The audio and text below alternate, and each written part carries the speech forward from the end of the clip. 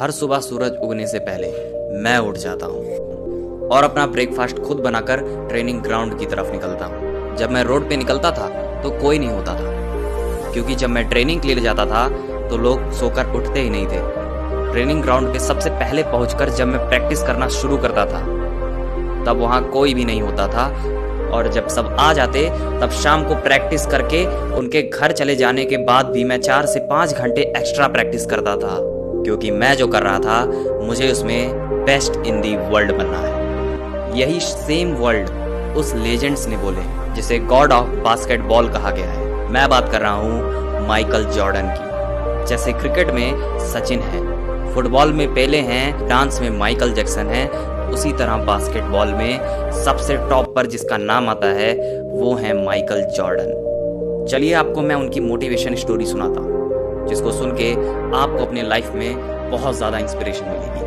1963 में ब्रुकलिन के slum area में रहने वाले जॉर्डन गरीब परिवार से बिलोंग करते थे। जब जॉर्डन 14 साल के थे तब उनके पिता ने एक सेकेंड हैंड टी शर्ट्स के बिजनेस चालू किए। एक दिन जॉर्डन के पिता जॉर्डन को बुलाया और कहा ये टी शर्ट कितने की होगी। तब जॉर्डन ने कहा ये $1 की होगी। तभी उनके पिता ने कहा इसको $2 में बेच कर दिखाओ। तभी जॉर्डन ने उस टी शर्ट को लिया और अपने दोस्त के घर चले गए। उस टी शर्ट को धोया, पूरी तरह से क्लीन किया और पूरे दिन मार्केट में खड़े होकर आखिर में उसको $2 में बेच ही डाला। कुछ दिन बाद उनके पिता उन्हें फिर बुलाते हैं और इस बार उनसे कहते हैं अब ये टी शर्ट $20 में बेच के दिखाओ। अब जॉर्डन को ये बात थोड़ी मुश्किल तो लगी, लेकिन उन्होंने अपनी पिता की ये बात टाली नहीं बल्कि एक्सेप्ट किया। पर जॉर्डन ये सोच रहे थे कोई यूज की हुई शर्ट $20 में क्यों खरीदेगा, लेकिन उन्होंने इस बात को टाला नहीं। पर जॉर्डन ये भी सोच रहे थे कि कोई यूज की हुई टी शर्ट $20 में क्यों खरीदेगा, लेकिन जॉर्डन ने अपने पिता की ये बात टाली नहीं बल्कि उस शर्ट को $20 में कैसे बेचा जाए उसके बारे में सोचने लगे। जॉर्डन अपने कजन के पास जाते हैं, टी शर्ट पे मिक्की माउस और डॉनल्ड डक का स्टिकर प्रिंट करवाते हैं और अमीर बच्चों के स्कूल के सामने जाकर खड़े हो जाते हैं। तभी अपने पिता के साथ आता हुआ एक अमीर घर का बच्चा जो कि उस टी शर्ट को देखता है और वह टी शर्ट उसे काफी ज्यादा पसंद आ जाती है। उन्होंने $20 की वह शर्ट खरीदी, उसके साथ साथ $5 की टिप भी देकर जाते हैं। और जब जॉर्डन घर आते हैं तब उनके पिता फिर से उन्हें एक टी शर्ट देते हैं और बोलते हैं अब इसे तुम्हें $200 में बेचना है। इस इम्पॉसिबल लगने वाली बात को जॉर्डन ने एक्सेप्ट किया, टी शर्ट को अपने पास रखी।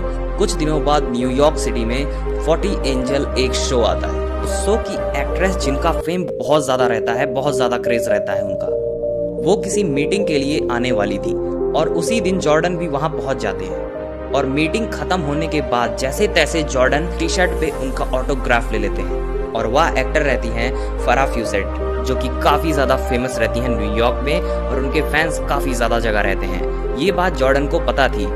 टी शर्ट पे ऑटोग्राफ लेने के बाद अपने शहर वापस आ गए और उस टी शर्ट को लेके जाते हैं जहाँ नीलामी होती रहती है। और वहीं पे फरा फ्यूसेट का बहुत बड़ा फैन रहता है, उसने उस टी शर्ट की बोली लगाई $1200 और $1200 में उस टी शर्ट को खरीद भी लिया। जॉर्डन ने जब उस पैसे को अपने फादर को दिया तो उनके फादर ने प्राउड के साथ उन्हें बोला जब कोई इंसान अपने पूरे पोटेंशियल के साथ में किसी चीज को पाने में लग जाता है तो कोई चीज उसके लिए इम्पॉसिबल नहीं होती है।